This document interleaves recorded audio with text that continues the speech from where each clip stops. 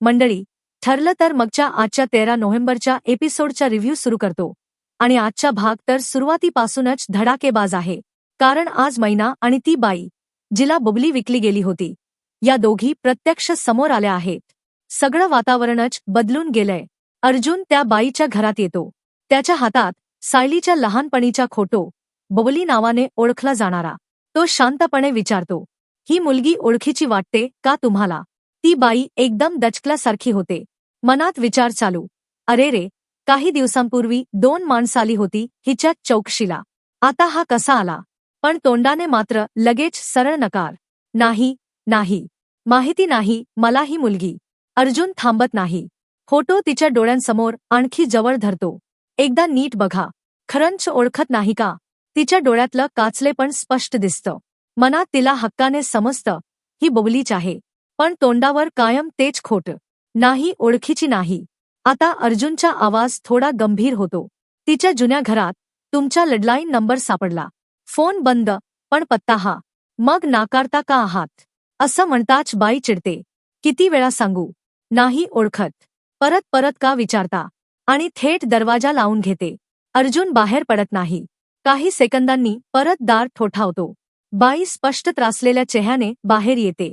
तो आणखी काही मुलींचे फोटो काढून दाखवतो. हे फोटो दिसताच तिचा चेहरा फटकन बदलतो. भीती, धडधड, घोड उघड न पडण्याची धास्ती, सगळं तिच्या चेहऱ्यावर. ती हळू आवाजात विचारते, का आलात परत? काय हवंय? अर्जुन थेट मुद्द्यावर. ही मुलगी म्हणे माहिती नाही. मग या मुलींनाही माहिती नाही का? सांगायलाच हवं, नाहीतर थेट पोलीस स्टेशनला जाऊ. या वाक्यावर ती पूर्ण घाबरते. आवाज थरथरतो. नको नको, पोलीस नको. आत्या, बोलते सगळं. याच वेळी सीन बदलतो. प्रतिमा आत्या आणि रविराजच्या घरातला शांत पण भावनिक सीन. प्रतिमाताई स्टोर रूममध्ये थोडं आवरताना एक खेळणं सापडतं. ती थोडी गोंधळलेली रविराजांना विचारते, अहो, हे खेळणं तन्वीचं आहे का? मला आठवतच नाहीये आपण कधी घेतलं होतं. रविराज तिला शांत करत म्हणतात, नाही ग, तन्वीचं नाही.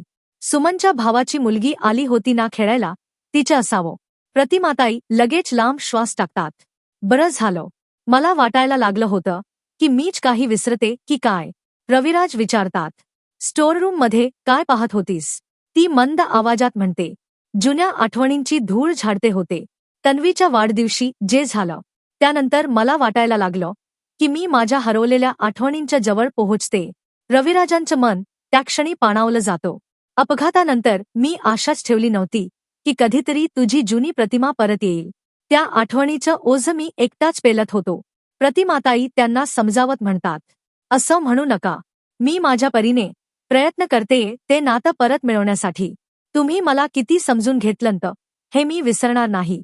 जरी मला काही आठवत नव्हतं तरी आज मी तुम्हाला माझा नवरा मानते. आणि मला जाणवतंय, आपली खरी कहाणी परत उभी राहते. इमोशनल बीट इथे संपतो. पुन्हा अर्जुनच्या त्या घरात सीन परततो. अर्जुन फोटो पुढे करतो. ही बुबली लोखंडे. शेवटचं विचारतो, ओळखता? सायली शांतपणे पुढे येते. हा माझाच फोटो आहे. मी लहानपणी माझ्या मावशीच्या घरातून हरवले होते. काहीच आठवत नाही, म्हणून तुमच्या मदतीला आलोय. त्या बाईचं अंतरंगच गोंधळून जातं. मैना आणि सदाशिव काय खेळ खेळतायत कोण जाणे. अर्जुन पुन्हा थोडा कठोर होतो. इतका विचार करता म्हणजे माहिती आहे काहीतरी. सांगता का? नाही तर पोलिसांना फोन करतो. हे ऐकताच ती स्त्री दचकल्यासारखी. नको नको फोन. आठवलं, सगळं आठवलं. ही पोरी माझ्याकडेच होती लहानपणी. सायली आश्चर्याने विचारते, म्हणजे तुम्ही माझ्या मावशी आहात? बाईचा चेहरा क्षणात खोटं बोलण्याचा. हो हो, मीच मावशी. अर्जुन लगेच लक्षात घेतो. मैनावतीची सखी बहीण आहात का? ती लगेच गोंधळते. नाही नाही, सखी नाही. बहीण चलत बहीण.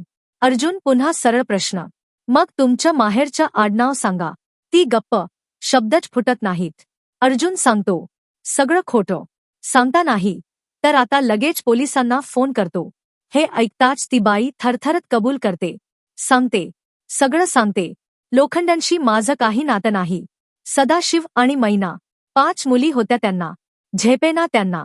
खायला प्यायला नाही, म्हणून बोलीला माझ्याकडे सोडलं. हे ऐकताच अर्जुन आणि सायली थरथरतात. सायलीच्या श्वासातच धक्का.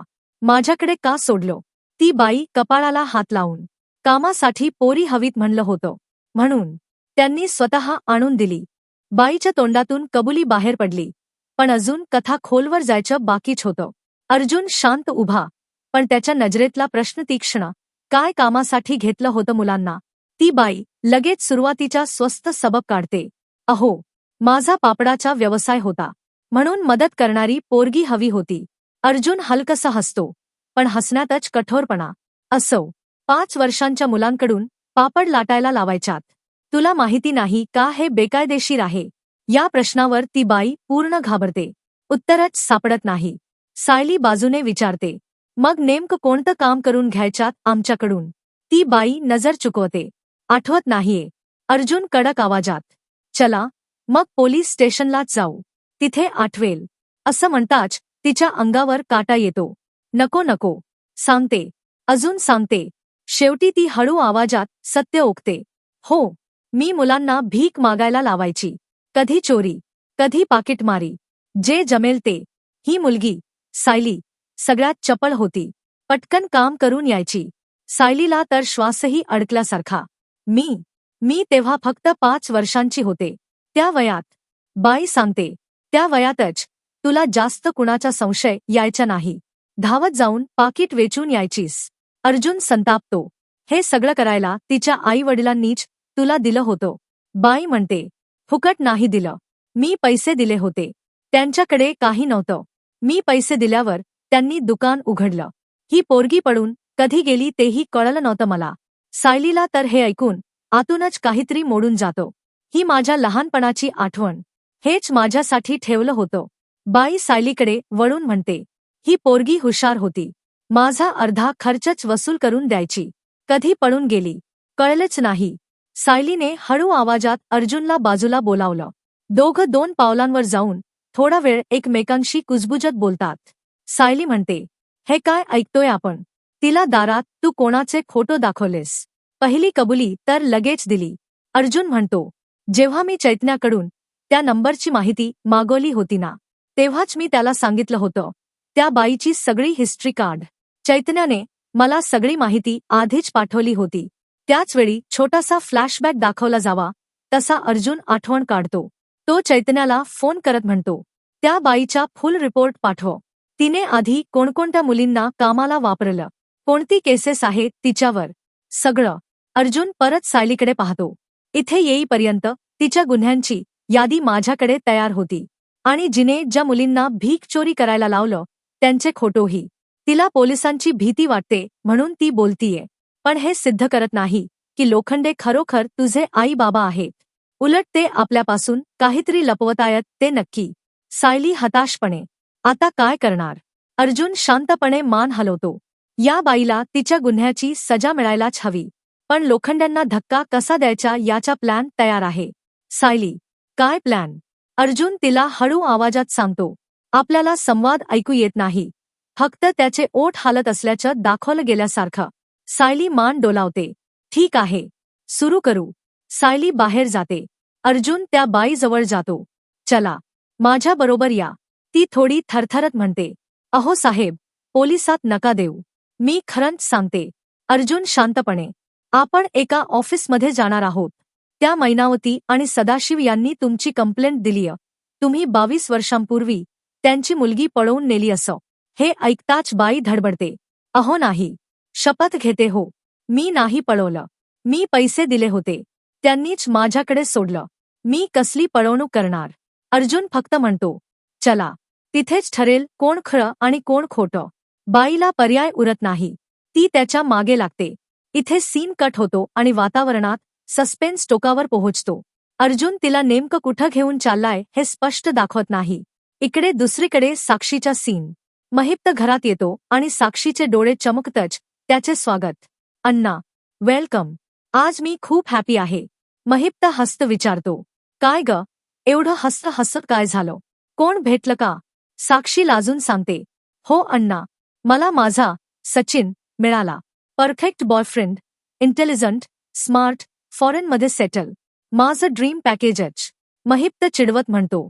अच्छा, म्हणजे अजून भिजलेलं घोंगड नाही. मग हा आला कुठून?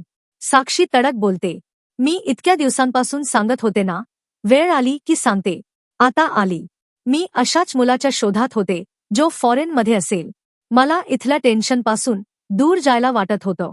महिप्त अर्ध्या संशयाने, अर्ध्या मजेशीर सुरात, काय रे, एवढं टेन्शन कशाचं? साक्षी सुस्कारा टाकते, मी समीरा म्हणून किती दिवस राहू? कधी कोणी ओळखेल याची भीती सतत होती. पण जर याच्याशी लग्न केलं, यूएसमध्ये सेटल झाले, तर आयुष्य सेट. महिप्तमध्ये हलका हसू, म्हणजे हा दीक्षित तुझं तिकीट आहे होय? साक्षी लाजत, हो अण्णा, आणि प्लीज त्याला एकदा भेटा, तो खूपच उत्तम आहे. तेवढ्यात सचिन घरात येतो. Hello beautiful. तो महिपला पाहतो आणि थोडा चकित होतो. साक्षी ओळख करून देते, अण्णा, हा सचिन. महिप्त त्याला वरखाली न्याहाळत बसायला सांगतो. बस रे, अमेरिकेत काय करतोस? Business, job? सचिन इंग्लिशमध्ये त्याचा जॉब सांगत राहतो. रिसर्च और डेव्हलपमेंट, साऊथ एशिया झोन वगैरे. महिप्त काही समजतो, काही नाही. त्याच्या चेहऱ्यावर हा काही आपला टाईप नाही असं स्पष्ट दिसतं. सचिन आणि महिपच्या तो सीन मागे सरतो आणि आता कथा परत सुभेदारांच्या घरात येते. घरात शांत पण आतून खदख देणारे वातावरण. सोफ्यावर मैना आणि प्रिया बसून गप्पा करतायत. त्या दोघींच्या चेहऱ्यावर काहीतरी खास, गुपित बोलल्याचा भाव. प्रिया मैनाला हळू आवाजात काहीतरी सांगत असते. मैना थोडीशी दबक्या आवाजात म्हणते, मला वाटतंय बहुतेक टीनाबद्दल काहीतरी बोलली होती ग. नीट ऐकलंच नाही. प्रिया तिला थांबवत म्हणते, तुम्ही तिच्याकडे जाऊन काही बोलू नका. उलट शांत बसा. तिचं बोलणं तिच्यावरच उलटेल. कधी कधी काही उत्तर न देणं हीच सर्वोत्तम प्रतिक्रिया असते. मैना तिच्या म्हणण्याला मान देते. बरं झालं तू सांगितलं. नक्कीच तिचंच तोंड बंद होईल. हे दोघी असं कुजबुजत असतात. तेवढ्यात कल्पनाताई तिकडेच बघत असतात. त्यांच्या नजरेत थोडासा संशय. काय एवढं हळूहळू बोलताहेत? प्रिया लगेच हळू स्वरात म्हणते, जरा हळू बोला. त्यांच्या नजरेत आलं की 100 प्रश्न पडतील त्यांना. मैना हात हलवत म्हणते, ठीक आहे, ठीक आहे. काही बोलत नाही आता. बसले ना आपण शांतच. तेवढ्यात सायली आत येते. तिच्या चेहऱ्यावर काहीतरी वेगळं, शांत पण आतून जळणारा भाव. प्रिया आणि मैना दोघींचेही लक्ष एकदम तिच्याकडे जातो. मैना तिच्या नेहमीच्या टोनमध्ये म्हणते, अगं आलीस ना अखेर. कुठे होतीस? शिरा तर एकदम भारी झाला होता. मी एकटीनच सारा साफ केला. पुढच्या वेळी करशील तेव्हा बदाम काजू टाका बरं. मोकळ्या हाताने. पण यावेळी सायलीची प्रतिक्रिया काहीच नाही. ती फक्त तिच्याकडे बघते, तेही फक्त काही सेकंद, आणि नंतर नजरेनेच दूर करते. प्रिया मनातच म्हणते, हिचं काहीतरी वेगळंच चाललंय. काहीतरी तिला कळलंय असं वाटतं. कल्पनाताई मध्येच म्हणतात, विमल, सायलीसाठी चहा कर. सायली शांतपणे, आई, नको चहा. प्रतापराव थोड्या सौम्य स्वरात, काय झालं? घोटभर पिऊन घे. चेहऱ्यावर थकवा दिसतोय. सायली काही बोलत नाही. पूर्णाजी देखील तिच्याकडे पाहतात, जरा संशयाने. अचानक प्रिया टोमणा मारते. इतकी थकलीय की स्वतःच्या आईशी 2 शब्दही बोलत नाही. मैना काकू किती प्रेमाने बोलतायत आणि ही काही उत्तरच देत नाही. यावेळी मैना उलटच तिच्यावर भडकते. काय ग, सत्य माझ्यात आणि सायलीत का बोलतेस तू? अगदी अनपेक्षितपणे सीन इथे थांबतो आणि परत कट. सचिन महिप्त. सचिन इंग्लिशमध्ये त्याच्या कामाबद्दल सांगत असतो. तो साऊथ एशिया झोनच्या रिसर्च आणि डेव्हलपमेंट सेंटरमध्ये काम करतो. कंपनीचं मेन ऑफिस तिथेच, प्रोजेक्ट्स त्याच झोनमध्ये. महिप्तला अर्धच समजतं, पण चेहरा मात्र समजल्यासारखा ठेवतो. हो हो, समजलो. खूप काही करतो वाटतंयस. तेवढ्यात सचिनला कॉल येतो आणि तो बाजूला जातो. महिप्त लगेच साक्षीकडे वळतो. ए पोर, हे बघ. हा काही आपला माणूस नाही. हा हायफाय टाईप आहे. साक्षी लगेच उत्तर देते, त्याचाच तर फायद्याचा आहे. इतका शिकलेला, चांगल्या पोझिशनवर आहे. अशा माणसाच्या बायकोवर कुणालाच शंका येत नाही. आणि मला तो खूप आवडायला लागलाय. महिप्त हसतो. म्हणूनच तुझे गाल गुलाबी गुलाबी झाले. ठीक आहे, मी खुश.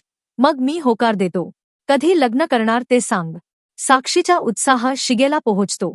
पण तिला माहित नाही, हा सचिन म्हणजे अस्मिताचा नवरा. आणि महिप्तालाही हे कळलं तर काय वादळ उठेल. कल्पनाही नाही. पुन्हा कथा सायलीकडे येते. सायली आता प्रियाला कडक उत्तर देते. जिचे हात शेणाने माखलेले आहेत, तिने दुसऱ्याला स्वच्छ राहायला सांगू नये. घरभर एकदम शांतता. सगळेच स्तब्ध. सायली पुढे म्हणते, तू तुझ्या आईशी कसं वागतेस ते सगळ्यांना माहिती आहे. मला शिकवू नकोस. प्रिया काही बोलणार इतक्यात पूर्णाजी थोड्या कठोर सुरात म्हणतात, सायली, उलट उत्तर देऊ नकोस. स्नवी आणि तू आमच्यात नाक खुपसू नका. तेवढ्यात मैनावती उठून म्हणते, अगं का ओरडताय? माझी पोरगी उन्हातन दमून आलीये. नाही बोलली तर काय झालं? सायली शांतपणे म्हणते, आई, माझ्याबरोबर येशील का? एक काम होतं. मैना गोंधळते, अगं कुठे जायचं आता? मी तर चपला घ्यायच्या म्हणत होते. कल्पनाताई म्हणतात, सायली, आत्ताच गेलीस ना बाहेरून? थोडं विसाव. सायली मात्र ठाम, आई, छोटंच काम आहे आणि हवं असेल तर नंतर चपला घेऊ. प्रतापरावही थांबवण्याचा प्रयत्न करतात. काही शॉपिंग असेल तर नंतर जाऊ. पण सायली म्हणते, नाही बाबा, वेगळंच काम आहे. मी येते. सायली पर्स घेते. मैनावतीला सोबत घेऊन बाहेर पडते. मैना जाताना म्हणते, अगं सायले, खरंच मग चपला घेऊया का परतताना? सायली काही बोलत नाही. फक्त रिक्षा थांबवते आणि दोघींना बसवते. रस्त्यात मैना विचारते, कुठं आलोय आपण? मार्केट वाटत नाही. चपला कुठे? सायली थेट म्हणते, इथेच येऊ. इथेच माझं काम आहे. रिक्षा थांबते आणि दोघी एका ऑफिसच्या बाहेर उतरतात. मैना आश्चर्याने बोर्डकडे पाहते. अगं सायली, हे तर तुझ्या जावयाचं ऑफिस. इथे का? सायली शांत, चल आत. मैना उदासीनपणे म्हणते, अगं राहू दे, मला चपलांचा मूड आहे. तू तुझं काम कर, मी बाहेर बसते. सायली तिचा हात धरून म्हणते, चल. थोड्याच वेळाची गोष्ट आहे. त्या आत जातात आणि आत आधीच बसलेली तीच बाई. मैना तिच्याकडे पाहते. क्षणभरात तिच्या चेहऱ्यावर भीती पसरते. ती बाई डोळे मोठे करून तिला पाहत राहते. अर्जुन टेबलपाशी उभा. सायली शांत आणि मैनावतीचा चेहरा अगदी पांढरा पडलेला.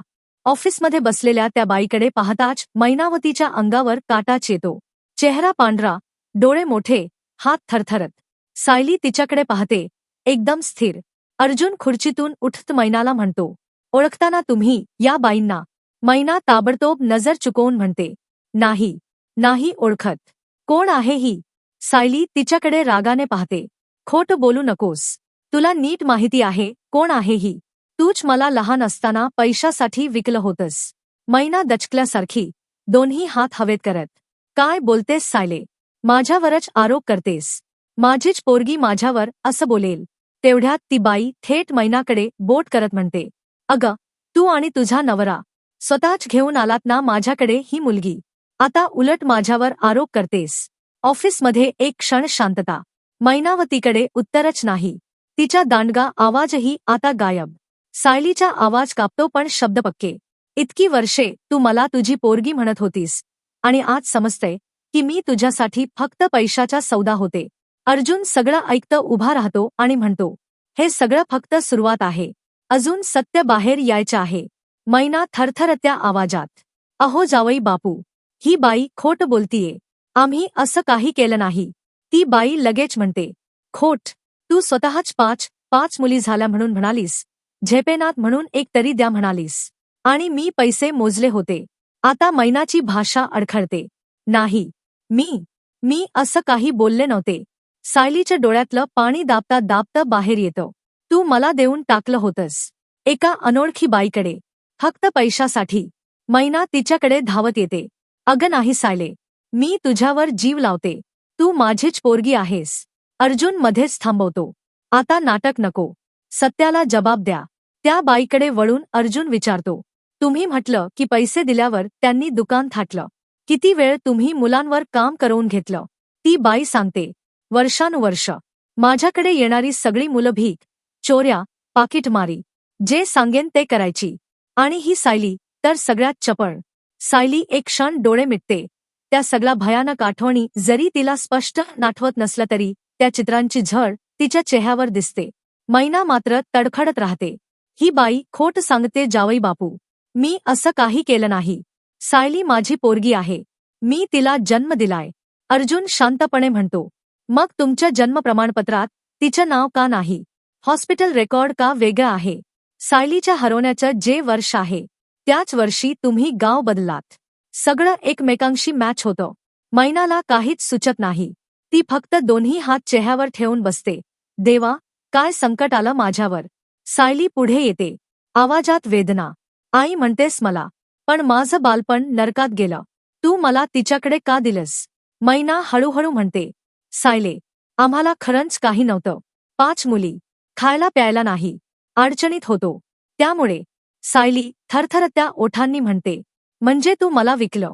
मैना डोळे खाली करते, शब्द फुटत नाही. बाई तिरक्या नजरेने म्हणते, साहेब, मी खरं सांगते, पैशासाठीच दिलं त्यांनी. अर्जुन आता सरळपणे म्हणतो, म्हणजे तुम्ही दोघींनी कबूल केलं आहे. आता पुढे काय करायचं ते ठरेल. सायली हे सगळं ऐकून अगदी गप्प बसते. तिच्या डोळ्यात धक्का, वेदना, राग, संभ्रम, सगळं एकत्र. मैनावती तिच्याकडे येऊन हात धरायला जात असते. सायली हात मागे घेते. बस झालं. आजच्या खरा सत्य समजलं. सायली म्हणते. अर्जुन मैन्याकडे पाहत म्हणतो, तुम्ही तिला पैशासाठी देऊन टाकलं आणि आजही खोटंच बोलत राहिला असता. आता पुढे काय निर्णय होणार ते तुम्हाला लवकरच कळेल. मैना रडत रडत म्हणते, सायले, माझी पोरगी, मला सोडू नकोस. मी चूक केली, पण तुझ्यावर प्रेम केलंय. सायली शांतपणे उत्तर देते, तू माझ्यावर प्रेम केलं नसतंस तर मला कधीही त्या बाईकडे सोडलं नसतंस.